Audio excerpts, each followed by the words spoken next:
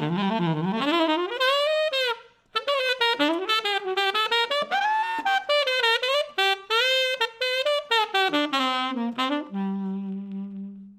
right, so let's talk about articulation today. The first thing to be aware of with articulation is that there are some misconceptions about how articulation works in jazz. Mainly, there's this idea that all we do in jazz is articulate the offbeats. In reality, that's only true for when the shape of the line is descending. When the shape of the line is going up, we can actually do what's called a do-do articulation or a duden articulation. And then a lot of times, realistically, the shape or melodic contour of the line that we're playing is really twisting around and going into all sorts of directions, not just up and down, but around and moving in interesting ways. So then we want to be flexible in mixing up the articulation to match with the shape of the line. So that's what we're going to talk about today. We're going to talk about different ways to use articulation patterns and techniques in jazz articulation.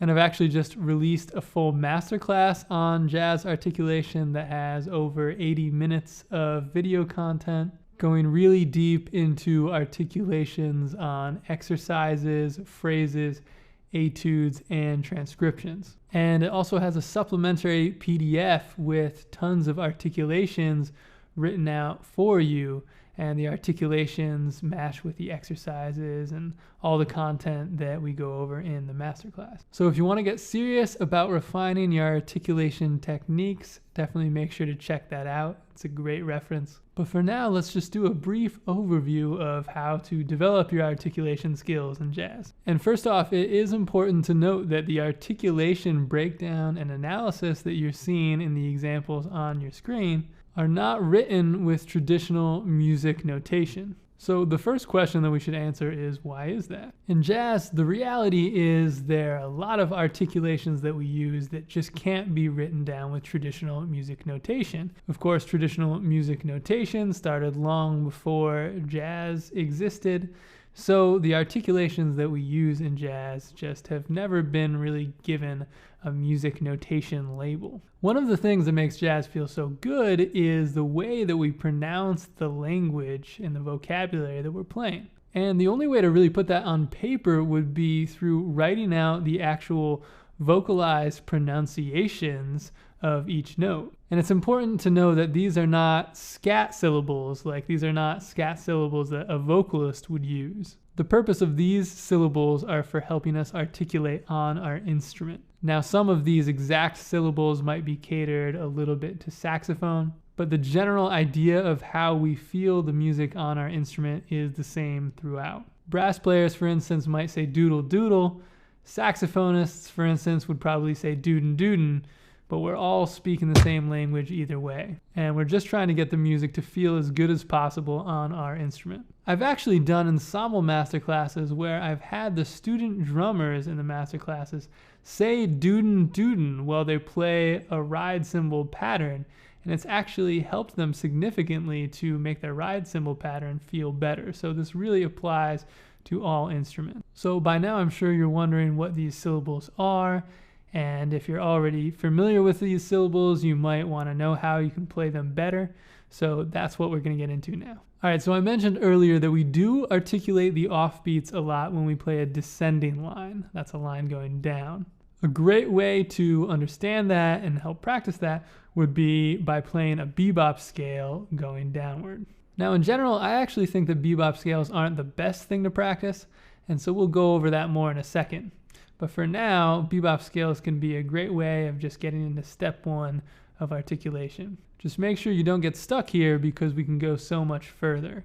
With a bebop scale, the direction is only going to go straight up and straight down. So we'll get into more practical shapes and exercises in a second. But for now, this is a great place to start. So to start, I'm just going to play a descending bebop scale. And again, here I'm just going to be articulating the offbeats. Giving syllables that you could vocalize to this articulation, I would say do da da da. If you were to sing that, it would sound like do da da da da. And then playing it would sound like this. So that works great for going down, but what about going up? If we do just the offbeats going up, that doesn't sound nearly as hip. It would sound like this. So as you can hear, it doesn't sound super hip to just play the offbeats when you're playing an ascending line. So what if you accent the downbeats going up? That would sound like this. All right, so that sounded a lot better, but how did that work? Because I wasn't just tonguing the downbeats. I wasn't just articulating the downbeats. I was doing a little bit more than that. If I just articulated the downbeats and did nothing else, that would sound like this. Again, what I did was different. That sounded like this. So how did I do that? This is what a lot of people refer to as a duden articulation. Now the label doesn't really matter. It's just a way of helping us get this concept down more, and it's a way of helping us pronounce the language that we're playing a lot better. So let's talk about how to apply this duden articulation to our playing. So essentially the reason why a lot of people call this a duden articulation is because essentially we want to pronounce the language that we're playing on our instrument as if we're saying duden through the horn. So just like when you speak the sound duden, your tongue goes to the roof of your mouth and chokes off the sound a little bit. For instance, you go duden. So that's what we want to translate onto our instrument. So for saxophone, we actually want to choke off the sound for a second by putting our tongue on the reed. This is something that we get into with a lot of detail in the masterclass that I've done on this, but just a quick tip would be to really push from the diaphragm to help make it happen. So if we just play duden, it would sound like this. If we go on and play duden-do, it would sound like this. If we go all the way up the bebop scale using this approach, it would sound like this. Then if we play up the whole bebop scale with a duden articulation, and we play down with a do-da-oo articulation, it will sound like this.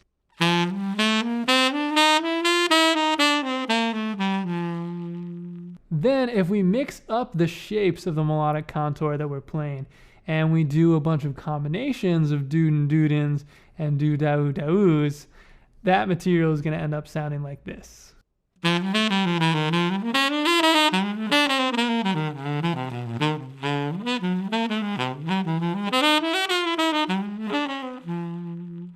So how do we bridge the gap between being able to play up and down a bebop scale with this articulation technique and actually being able to play real language with this articulation technique? So the first thing that I recommend is actually just practicing this articulation concept on better exercises. So like I mentioned before, I actually think the bebop scales aren't really the best thing to practice. And that's because we can go so much further into the concept that the bebop scale was based off of. And if we do that, then we can actually practice exercises that use that in a way more effective way, and a way that's more practical for translating into real lines. And so that brings us to the concept of chromatic approach notes. I've made videos on this before, but pretty much the bebop scale just takes a major, dominant, or minor scale and adds one chromatic approach note to it. Then with that chromatic approach note, we just zip up and down the scale in one or a couple octaves if we want. But the reality is the legends of this music all added chromatic approach notes all over the place throughout the scale, not just in between two notes. So if you want to make your lines sound way hipper, then you really want to be practicing chromatic approach notes throughout the whole scale and not just in one place. So that's what the exercises in my ebook on this concept do. That ebook is called 15 Approach Note and Enclosure Exercises for Jazz Musicians, with all those exercises written out in all 12 keys. And because the melodic contour of those exercises is way more like an actual line that you would want to solo with, these exercises are great for practicing articulation as well. So let's briefly check out one of the exercises that we go through in more detail in the full articulation masterclass. This is an exercise where we add one chromatic approach note at the end of every single measure. That way we're getting chromaticism in every part of the scale. The diatonic part of this exercise, so the scale part of this exercise, always goes up and down. So you can practice both the doo-dun articulation and the do-da-oo articulation in that part of the measure. And then you can also practice mixing up the articulation for the last part of the measure, from the and of 4 to the downbeat of 1 on the next measure. Because depending where you are in the scale, you might do an in-do from the and of 4 into 1, or you might do a do-wah, depending on where you are in the scale, and depending on the direction of those two notes. Are they going up or are they going down? So we might articulate there, or we might slur. If we put all this together, it will sound like this.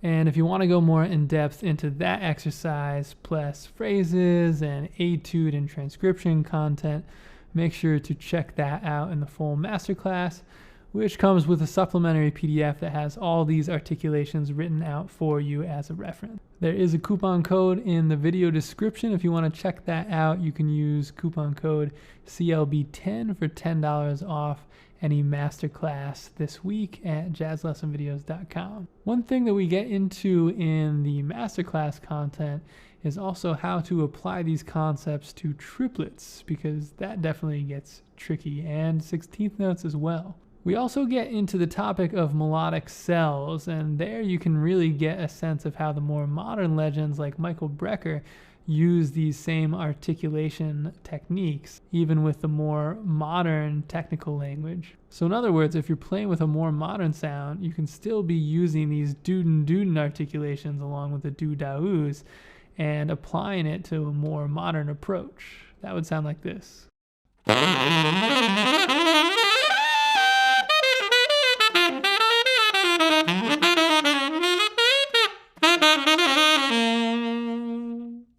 So all in all, the bebop scales are fine to practice, but it only gets into a really small part of the potential for chromatic approach notes. And there's really no variation in the shape or the melodic contour, because we're just playing straight up and down a scale. So there are a lot of exercises that we get into in the masterclass, like the approach note and enclosure exercises, as well as the melodic cells approach. And these exercises are going to be a lot more practical for getting into sort of real life material, real life language that you would actually be playing on a gig or playing when you're improvising. And speaking of real life examples of articulation, let's actually check out a phrase now and apply this articulation technique to this phrase. So this phrase is one of the 10 phrases that we go over in the masterclass, and we have all the articulations written out on all those phrases as well. This phrase is from an ebook that I released called Approach Note and Enclosure Phrase Workouts, because all of these phrases are really good ways to practice the concept of approach notes and enclosures in actual phrases. These phrases are also a great way to practice this articulation technique. So let's check out how the articulation works in this phrase. So with this phrase, you'll see a lot of doodin-doodins to start. We have a couple notes that go down from beat 2 to the and of 2. But the reason why we're still doing doodin-doodin there is because the and of 2 goes up into a do on the downbeat of 3. So whether you use the do-da-oos or the doodin-doodins, a lot of times just comes down to if you're on the and of a beat going up or the and of a beat going down. So here for the first part of the line, we've got all doodin-doos. That's going to sound like doodin-doodin-doodin-doo. Then from there, we've got a da-oo, because we're going down from the and of 4 to the downbeat of 1. So then we've got doodin-doodin-doodin-doo-da-oo. Then from the and of 1 of this second measure into the downbeat of 2, we've got another din-do. Now this is a great example of when you don't want to get too caught up on the D in the den. It's more of a duden than a do-din. Then after that, we finish off the phrase with just a dau, because we've got another descending direction in the shape there.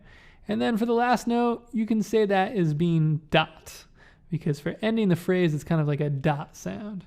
So if we were to sing through and pronounce the whole phrase all the way through, it would sound like this. Doo-dun, doo-dun, doo-dun, doo-dau-dun, doo-dau-da.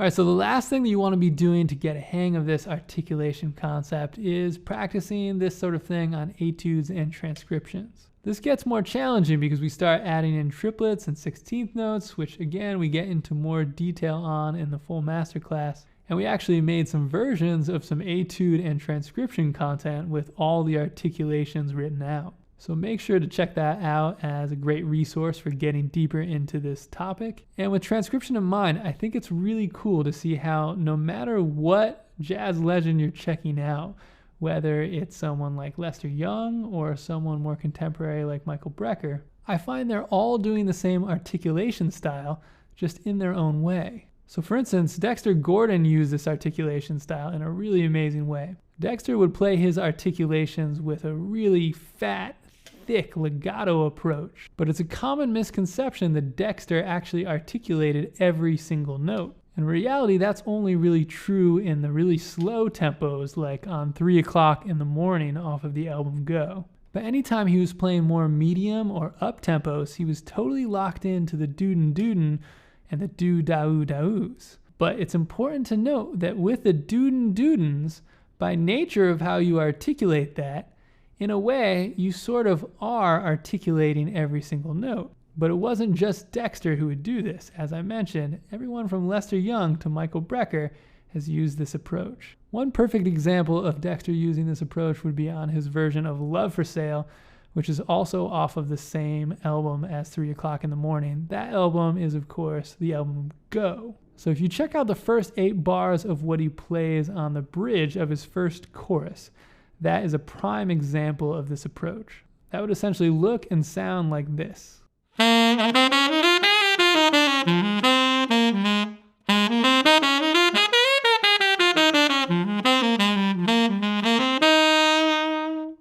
All right, so again, in the masterclass, we go way more in depth into this sort of thing, and I even break down and analyze a full Charlie Parker solo, writing out all the articulation techniques that he used, which was quite challenging, but well worth it. It was really fun to make this content, and I hope you'll enjoy checking out the full masterclass and the supplementary PDF that comes with it.